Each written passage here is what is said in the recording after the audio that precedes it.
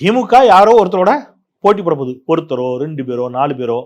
தமிழ்நாடு அரசியல் திமுக விசஸ் காங்கிரஸ், அப்ப திமுக விசஸ் ராஜாஜி, திமுக விசஸ் மாப்போசி, எல்லாருமே எத்தனையோ பேர் வந்திருக்கிறாங்க.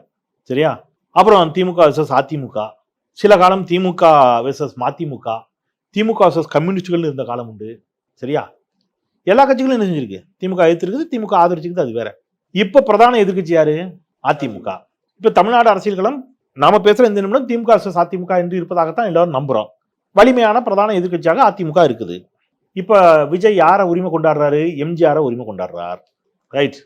அப்ப எம்ஜிஆரை உரிமை கொண்டாடிட்டு அதிமுகவை விமர்சிக்க மறுக்கிறார், திமுக கடுமையாக சாடுகிறார்.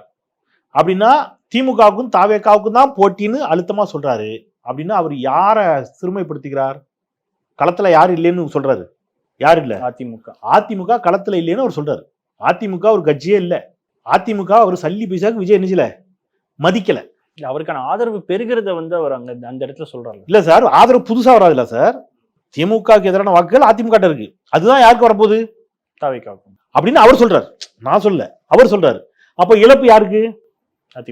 அதிமுக தானே.